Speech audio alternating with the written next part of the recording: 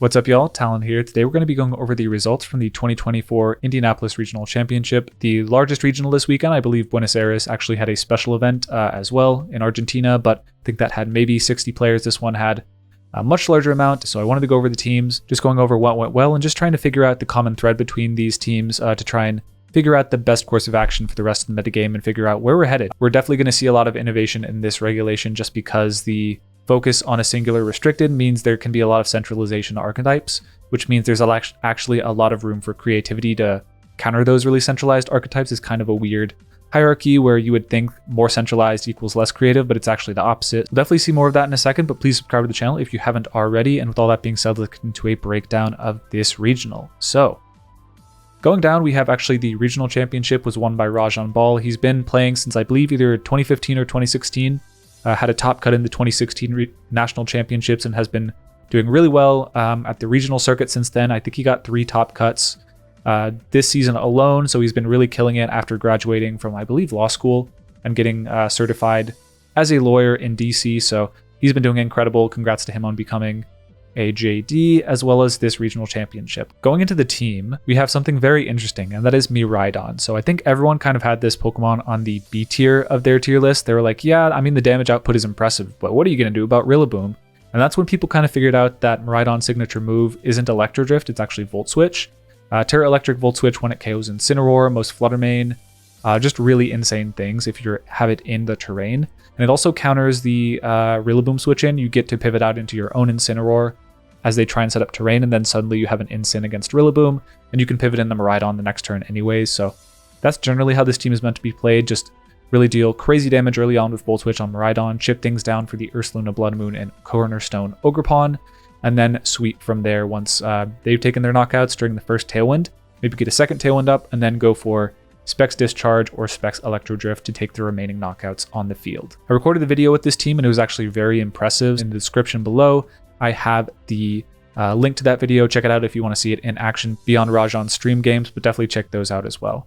There's a lot of cool stuff on this team. I think this is actually Whimsicott and Cornerstone Ogerpon's first regional championships in all of Scarlet and Violet. I'm not entirely sure about Ursaluna Blood Moon, but someone said that actually every Ogerpon at this point, except for the base form Defiant one, has won a regional. So pretty cool for Ogerpon, definitely shining in its Scarlet and Violet debut. But beyond that, I think the Whimsicott choice is interesting. It's the first time we've seen it have success since Tornadus got Bleak Wind, honestly. People have kind of just thought of it as discount Torn, but the ability to go for Encore is definitely very valuable, being able to lock things into Protect or Fake Out if they try and disrupt your Miraidon's flow that way. Just maximize your turns, and it can be really effective at stopping people from trying to stall your Tailwind as well, by just encoring things into Protect. Awesome performance by Rajan. Moving on to the next team, I think I'll actually go over to 8th place, which is a very similar team. You'll notice it's actually exactly the same except for the Ditto in place of the Ogerpon Cornerstone. So yeah, Ditto is essentially there to copy your opponent's restricted. Think if a Calyrex Shadows gets too nasty with a Nasty Plot boost, just tip it down, get a U-turn off into it, just a stray hit, break its Focus Sash, and then go into your Choice Scarf Ditto and go for your Choice Scarf Astro Barrages at +2 or better, and kind of reverse sweep teams that way. It's a really cool way to essentially have, if you play it right, 2 restricteds on this team, and because you have U-turn and Volt Switch, you can kind of pivot your slots around such that you can actually get Ditto in the left or right slot to tackle your opponent's restricted. So really interesting team from Aaron. Congrats to the top 8. He actually also just graduated, got his PhD in, I believe, computer science, 2 smart cookies in the top 8, piloting a Gigabrain Miraidon team. Looking at the restricted distribution in the top 8, is actually 2 Miraidon at the top and bottom of the top 8, but really great performances from a Pokemon people were kind of sleeping on, and I think it maybe had like 6% usage, so very low, definitely outperformed its usage stat immensely. Terapagos takes up 2 of the cut as well as 2 Calyrexes. What we are noticing is actually in this tournament, the Terapagoses were mostly Calm Mind near the top of the field or offensive. All the Calm Minds were actually following, I think the best Calm Mind got top 32. The Meteor Beam and then 2 Choice Specs Terapagoses got top 8 in this situation. So kind of an indication that in this early metagame, the offensive Terapagos is a little stronger. Me personally, I'm definitely more favored in the Choice Spec sets. I don't really think the Calm Mind set is that strong. I think it's kind of mashup fishing for Calyrex in a lot of situations, and you can kind of just get walled by anything with Wide Guard. But I feel like the Choice Spec sets with the instant offense along with a offensive rest of the team is able to apply its pressure a lot faster, and you don't have to deal with just pivoting around a Rillaboom in Cinemungus all game, and then suddenly you get crit on your Terapagos. That's less of an issue when you're choice specs. When you're hitting first, you don't have to worry about those RNG factors that can affect the Calm mindsets. Diving a little deeper into this Terapagos team that got second place, Andrew Zhang, I believe he had a top 8 or maybe it was a top 16 at another regional, but definitely his deepest run to date and a really impressive one at that. So looking at it, it has a lot of speed control. We have Choice Scarf, Chi-Yu, which is really uncommon. Usually we'll see Focus Sash or Life Orb or even Covert Cloak, Booster Energy, Icy Wind, Flutter Mane, and Tailwind Tornadus. And this is all to the end of getting your Terapagos in a position where it can just hit its choice specs Terra Starstorm, whether it be Stellar or not. It still does a ton of damage. It also has a Terra Stellar Hyper Beam, which is an interesting mechanic. So although Terra Starstorm is a Stellar type move, you don't get you only get the 1.2 Stellar type boost. Hyper Beam is still benefiting from the Stellar type 2 times multiplier on your normal type moves. Terapagos really only learns physical moves. It doesn't learn special normal moves outside of the Hyper Beam. So this is the best you can do, and it really is a lot of damage. You can 1-hit KO pretty much any Calyrex Ice with the Choice Specs Hyper Beam. You will have to leave the field after you've gone for that, which can be a huge commitment, going for a Stellar Terra and losing a turn to the recharge on the Hyper Beam, but it can often be game winning to get that off. The Chi-Yu's Beads of Ruin also, of course, pairs really well with Flutter Mane and Terapagos. Most interesting set on the team, I think, is the Safety Goggles Sword Stance Urshifu. So this does really well into the fake out pivot teams that we've seen, as well as Amoonguss. So they can't fake out you as freely because you can just throw out the Terra Ghost. And then the Surging Strikes, Close Combat, great coverage in the metagame against everything except for Amoonguss. But of course, you can just ignore the Amoonguss with the Safety Goggles unless they catch you attacking into it on the switch with Rocky Helmet. So I think it's a really cool set, got a lot of interesting components, and I'm really impressed by Andrew's play to pilot it to top 2 in the tournament.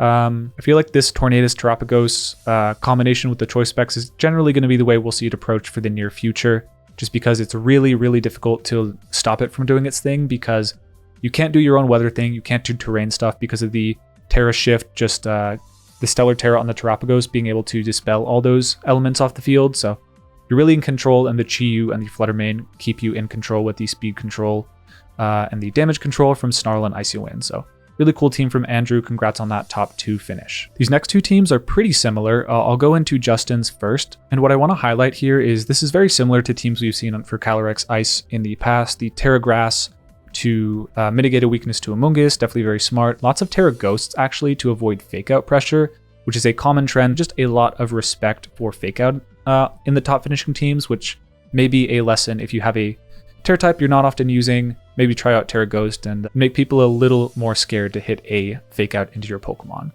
Beyond that, the Raging Bolt with Booster Energy is kind of a new fold. We'd usually see Goldengo or another Pokemon in that slot. But the thing I want to point out most is the coaching on the Urshifu. So I think coaching Urshifu plus Calyrex Ice is a very devastating lead, because you can either switch into Pelipper and Surging Strikes, you can U-turn out, just play the pivot game, or you can go for coaching and protect with Calyrex Ice if you have physical opponents on the field, get the defense boost and the physical attack boost, and just become really hard to take out. If they don't KO your Urshifu that turn, you get the second coaching off, and then you set up Trick Room. You're already +2, you haven't even taken the knockout and gotten a Chilling Neigh boost, and as soon as the first boost comes, they really just keep coming. So really impressive team from Justin. I know a lot of top players were flirting with this sort of team, and we actually saw another one from Leonard Craft III, the Wobblefett, also a really famous mechanics researcher. Check him out on Twitter. But yeah, a different approach to the Calyrex. Instead of the Pelipper, we have a Farigiraf, which is functioning as both priority blocking, so you'll notice way less Terra Ghost on this team, and also Amoonguss answer. So Calyrex Ice is going for Terra Fire to be able to block Will-O-Wisp from Incineroar, which is one of the most common encounters for Calyrex Ice on Incineroar outside of Taunt. That's what the Terra Fire is for. And then Farigiraf, as your dedicated Amoonguss answer, it has Safety Goggles, which means it's immune to Spore, and also Uproar, which if it uses that, will make any Pokemon in the field immune to being asleep. I don't think it wakes them up. I'm not certain about that. It might, honestly, but it's a really cool tech option that can really tilt a matchup where they think, okay, whatever, as long as the Calyrex is Terra Fire or Terra Grass, I can cover either, because if the Calyrex Ice is Terra Grass, I can Will-O-Wisp it with my Incin, but if it's not, I can Spore it with my Amoonguss. Well, Farigiraf kind of flies in the face of that and says, look, you can't do either. How are you going to deal with the Calyrex now, and that seemed to be pretty effective for Leonard throughout the tournament. Beyond that, we also see the Urshifu again with the coaching and an Incineroar, which at glance seems pretty normal, but this is actually pretty close to max speed Jolly Incin. It was outspeeding Rillaboom's, Kyogre's on stream, so crazy speed stat on this Pokemon. Sacrificing a lot for bulk, but definitely the ability to fake out before a Rillaboom or a Incineroar and go for Trick Room can be really effective at just guaranteeing the Trick Room goes up and then sweeping with the Amoonguss, Calyrex, Raging Bolt core in Trick Rooms. The Amoonguss item is Focus Sash, which I like a lot just because you're not going to get much usage out of Citrus Berry when you have Calyrex on the field. So having the option to just guaranteed take a hit from the Amoonguss. There's a lot of things in the metagame that would just otherwise knock it out in one hit. Draco Meteor from Miraidon, Koraidon, Flare Blitz, other Calyrex, Icicle Crash, Psychic from a Calyrex Shadow. So there's a lot of things that can one-hit KO Amoonguss compared to previous formats. So having the option to just guaranteed take it, be able to either go for Rage Powder or Spore, or even Pollen Puff on yourself is a really cool addition on Leonard's team. Nick Navarre also got a top 8 with the Terapagos Chi-Yu combo, again with Amoonguss and Urshifu and Torn. This time it's a Raging Bolt instead of the Flutter Mane. We can see some differences in sets, but largely the same. The Urshifu is also teched out to beat Amoonguss, just like Andrew's was, but this one is Terra Grass Taunt instead of Safety Goggle Swords Dance, which accomplishes similar things. I think this one is a little more teched out to beat Trick Room teams, just being able to taunt a Calyrex, and you don't take a lot from Icicle Crash, so that's generally a pretty good trade. And then Chi-Yu can also just threaten Heat Wave, Snarls, Overheat into Calyrex. I think Nick played a ton of Calyrex in his Swiss run and was able to beat most of them. So really impressive performance. I'm not going to go over a lot of the details on the team just because they are very similar to Andrew's, but congrats on the finish to him. He went like 13-1 in Swiss and I think kind of scooped in the 14th round just to get lunch. So awesome finish for him. So this team from Shilang Tang is actually my favorite team from the tournament. It has Iron Jugulis used in a really interesting way, and we'll just check that out now. So diving in, this is an awesome rain team. Typically, we've seen Tornadus with Rain Dance, but this one is Iron Jugulis, so I think over Tornadus, this makes a lot of sense. What you can do with the Iron Jugulis is lead it against Tailwind teams, and although you'll get the Tailwind second, that's not the worst thing because you can't get taunted. There's no Encore shenanigans from Whimsicott, so you can consistently outspeed the Tailwind setter after it goes up and go for things like Snarls, Hurricanes. There's also Rain Dance on, I believe, Justin Tang and Andrew Ding. I know one of them had Rain Dance. I'm not sure which one of them went for it, but yeah, the Iron Jugulis I think matches up really well into Calyrex Shadow Rider and Terapagos being able to snarl those, do a ton of damage, or break the Terra Shell, and set up for the rest of the team to just kind of sit in against it. And then Hurricane deals a ton of damage in rain. The Kyogre is an Assault Vest set, so it's also Terra Grass, able to tank hits a little bit better. But the idea behind the set is you're going to get Tailwind up, you're going to be going for Water Spout pretty consistently. Once you're finally knocked down, you're going to be able to go for Origin Pulse, but because of the bulk of the Assault Vest, you're actually chilling in Water Spout range where it's pretty similar in damage compared to Origin Pulse. For a big portion of the early battle, you're minimizing the amount of times you have to go for Origin Pulse. You also have Thunder, which can be cool because otherwise Urshifu Water kind of sits on Kyogre on a lot of teams. It's not tanking hits by any means, but being able to threaten a knockout with Thunder is really cool, and then Ice Beam is just great coverage. Serena is a great addition because Iron Jugulis is susceptible to Fake Out on the first turn, so if you can not protect on that first turn, you can switch in the Serena, get the Tailwind up that way. And it also offers a lot of power. Grass Ice coverage is just really effective against a lot of the metagame.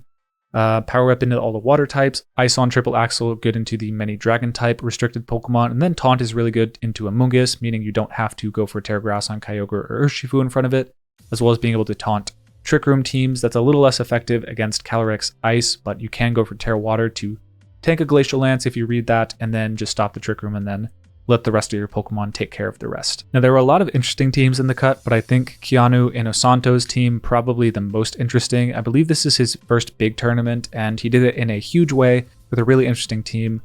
Double Wide Guard is of note just because it handles all the spread type attacking restricted Pokemon, whether it be Kyogre or Calyrex or Terapagos. The Double Wide Guard core does really well against that. Latios, I'm not sure. I don't really think it does that well against a lot of the restricted Pokemon. But Dragon is pretty unrestricted or unresisted by the most of the supporting cast in the metagame. You think of them, you think Rillaboom, doesn't love Draco, Incineroar, Urshifu, Raging Bolt. These Pokemon do not love taking Dracos or Luster Purges, so having the option to just bring the Latios in and use the rest of your Pokemon to deal with the restricteds makes a ton of sense to me. Galar Moltres can set up Tailwind, has Fire Wrath to deal with Calyrex Shadow and Foul Play to deal damage to things like Calyrex. Terra Dark, Black Glass's Foul Play, I have to imagine, is a one-hit knockout on Calyrex Ice if you've already burned their Terra. So that's a really cool option. I think my takeaways from this team is that Zamazenta plus Chien-Pao seem really strong together. The ability to body press and just knock out an Incineroar that tries to switch in and lower the attack stat of your Chien-Pao seems really valuable. And the Sword of Ruin plus Rillaboom, Grassy Glide deals a ton of damage and can kind of clean up anything that has taken a bit of chip damage that has like a Focus Sash, namely Calyrex. So just having that option to chip things down early in the game with Zamazenta and then bring in the Chien-Pao Rillaboom and sweep with priority at the end seems really strong to me. So I'm skipping most of the day 2 teams right now, but we'll go back up. I want to look at the usage stats from day 1 to day. Both Calyrex forms took about 18% of usage, whereas Calyrex Shadow kind of fell off a little bit, kind of marginal, not really statistically that important, but the Calyrex Ice actually doubled in usage between the days almost, so definitely an indication that this is probably the most mature team in the metagame right now. I think the Urshifu, Amoonguss, Incin, Pivotty stuff is just really strong, hard to deal with, and leaves the game in your hands. A lot of the times there's not a lot of really bad matchups for it. Calyrex Shadow really struggled to break into the top slots, but actually Terapagos went from 9.09% to 14.75%, which is about a 50% jump. So really excellent finish from Terapagos. Seems to be doing really well into the metagame despite the usage not being that high. Kyogre stayed pretty constant. Groudon actually did really badly, dropping from 10%, 11% down to 5%. Miraidon actually declined in usage on day 2, but ended up winning the tournament and top 8ing, so definitely a huge anomaly there. Overall story of this is that I think Terapagos people probably have to have on their radar a little bit more now. You can't just disrespect the calm mindset, be like, oh, whatever, I'll spore it, or just outplay it. I think the choice spec set is something people were not entirely respecting coming into this event, and they got punished pretty hard for it. I also don't want to count Calyrex Shadow Rider out. I think it's an immensely strong Pokemon, but I think we might be in the stage of the metagame where you can't really cut it with just the Focus Sash Nasty Plot set. We might have to get a little more creative, maybe go for Will-O-Wisp, Snarl, make use of maybe a more targeted Terra type to one-hit KO its counters, like Incineroar, just go for a Terra Water or something cute like that. Maybe choice spec sets dealing more damage immediately instead of having to set up Nasty Plot. You can just switch in your choice specs Calyrex a couple times in the battle, hit your move, switch out, and then just reposition. I think that's probably some of the innovation we have to see from Calyrex if we want to see it at a top finish in the future tournaments, unless people just stop respecting the Focus Sash Nasty Plot set in their builder, which I don't think they really will do, but I guess it's possible. Looking at the non-restricted Pokemon, it kind of looks like the rich just keep getting richer, with the Incin, Urshifu, and Amoonguss keeping their slots, but jumping up by like 8%, 15%, and then 12% here. And then Rillaboom actually just dropped off the face of the earth from 34 to 24. Raging Bolt had a great tournament, jumping from 6th on the leader to 4th. Torn kind of underperformed, but was still doing really well in the hyper offensive teams. And then Pelipper, my goodness, going from 18% to 26%, 6th on the leaderboard. You can really see the jump from the Calyrex and the Pelipper. Both of those were often on the same team, so just seeing them both jump in the percentages on the charts, you can kind of explain it that way. And then Ursaluna jumping up out of nowhere to a 10th place on the leaderboard is very important. I think we're going to see a lot more of that. Having it as an option against Calyrex Shadow, along with Farigiraf, just like really kind of, it doesn't make you immune to Calyrex Shadow. It doesn't give you a free matchup, but it's definitely a very good tool when they can't so safely chip your Pokemon at all with Astral Barrage. They kind of have to think twice about that and start going for their alternative coverage moves. So good finish for Ursaluna this tournament as well. Leading into some of the more interesting teams from the day 2, I actually really like this Trick Room team from Art and Abdi. I believe he had a team sheet error, I'm not exactly sure what, but we'll go into the team. The focus of this team is to lead your Calyrex and your Smeargle, set up Trick Room, hopefully get a Decorate on your Calyrex. If not, just let the Smeargle go down and bring in your Ursaluna Blood Moon, your Urshifu Choice Band, or your Araquanid with the Mystic Water, Terra Water Liquidation, and just deal tons of damage that way. You also have Farigiraf with Mental Herb to guarantee you're getting Trick Room up, so really cool team from Art, and I believe this is his first day 2 as well. Shamey just missed out on Resistance to the top 8, but I'm actually going to be featuring this team on the channel this upcoming week, so subscribe if you're interested in seeing gameplay with that. But this is a team definitely in the vein of the Chef top 4 team from the most recent regional and Regulation F, I believe, so definitely we're going to see Smeargle, Farigiraf here to stay with Ursaluna Blood Moon and Choice Band Slow Urshifu. It's a really potent combination in Trick Room. Calyrex Ice does seem like the best way to complete it, just in terms of bulk and power.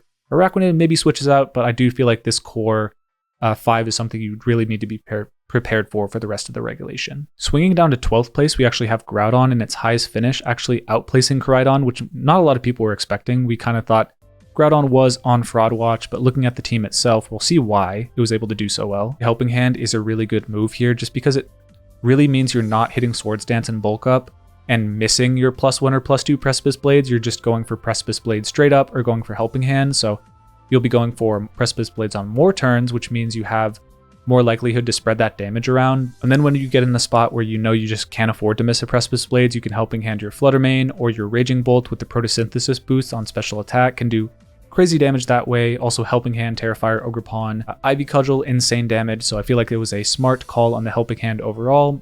Hoping to see more of that. I feel like the Swords Dance set just moves a little bit too slow in the metagame. So just getting your damage, hitting your spots with the Precipice Blades and Heat Crash so that people can't just switch around and try and deal with the Swords Dance set. And going for Helping Hand to boost up your special attackers is definitely a good approach in my opinion. A lot of similar teams overall in this top cut. We see this Raging Bolt Trick Room team do really well in a lot of situations. This one actually has Raging Bolt plus Tornadus, and outside of that, the same Pokemon.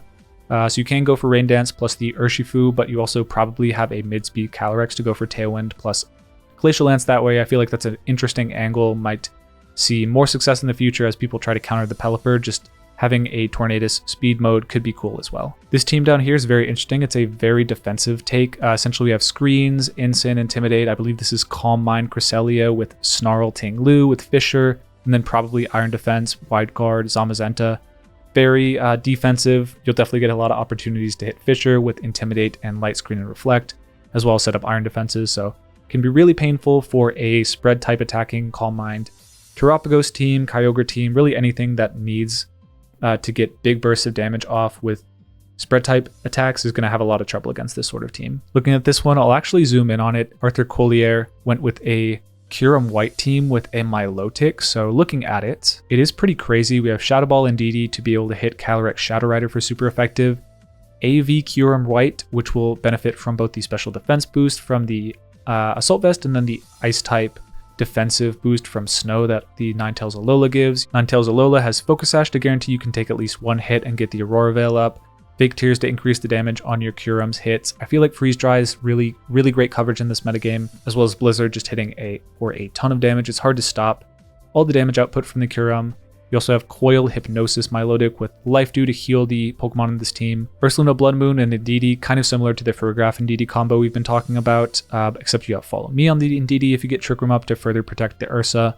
And then Choice Scarf Urshifu as just some immediate offense, which the team otherwise lacks out of Trick Room. Cool team from Arthur, glad to see Kyurem on the board, and I feel like we could see it on some Tailwind comps, but the Assault Vest set is generally the thing I've been seeing most commonly on the ladder, just very bulky and hard to clear and gives you lots of opportunities to get Blizzard Freezes throughout the battle. I think that's actually going to do it for all the teams that I want to cover today. I hope you guys got some insight from my overview of the event. If you want to look at the teams yourself, I'll have that linked in the description below. Basically, this whole list of teams with all the open team sheets for you to check out. Maybe take some inspiration from those. If you guys enjoy these team breakdowns from tournaments, please let me know in the comments below and give the channel a subscription. Planning to do a lot more of these, as well as a ranked battle and highlighter Pokemon Showdown content. So if you enjoyed this video and you want to see more, please subscribe. And yeah, with all that being said, peace y'all.